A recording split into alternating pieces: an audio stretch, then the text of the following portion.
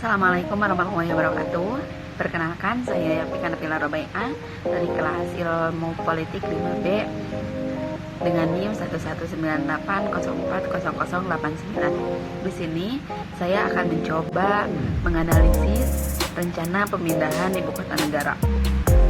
Tugas ini untuk memenuhi tugas UAS mata kuliah Teknik Analisa Politik, yang mana dalam rencana pemindahan ibu kota negara ini dalam RUU Ibu Kota Negara terdiri dari 7 bab yang berisi 34 pasal, dan dalam pasal-pasalnya berisi tentang ibu kota negara, bentuk organisasi, pengelolaan hingga tahap-tahap pembangunan dan pemindahan ibu kota negara beserta pembiayaannya.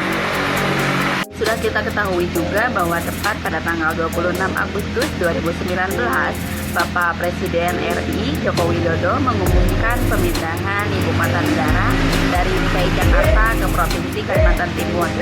Nah, latar belakang pemindahan ibu kota negara ini adalah beban DKI Jakarta sebagai pusat pemerintahan dan bisnis sudah terlalu tinggi.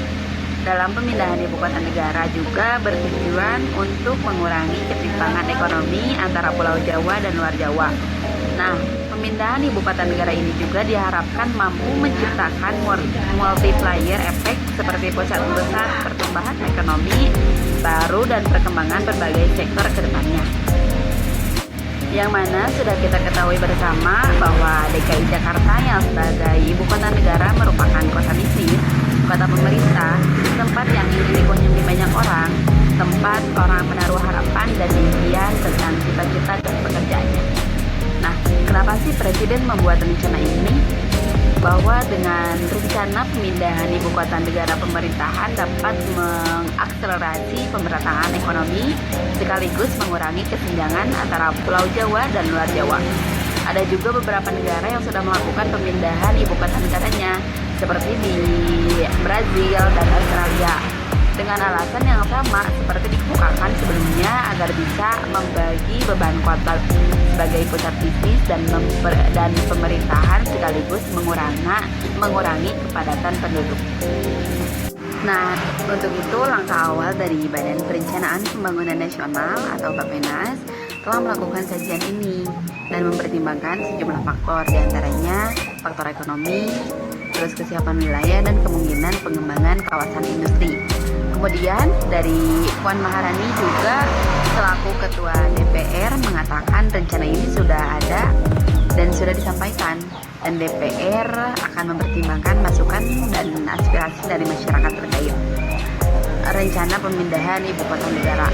Nah, dalam hal ini dalam segi pembiayaan sebesar 19,22% atau dinominalkan menjadi 446 triliun, pembiayaannya ditanggung oleh APBN.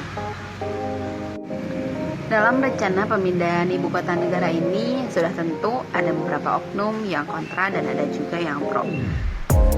Yang mana mereka kontra dengan alasan akan menghambur-hamburkan uang untuk pembangunan ini, dan yang pro dengan alasan untuk kebijakan bersama agar tidak terjadinya kepadatan penduduk di DKI Jakarta.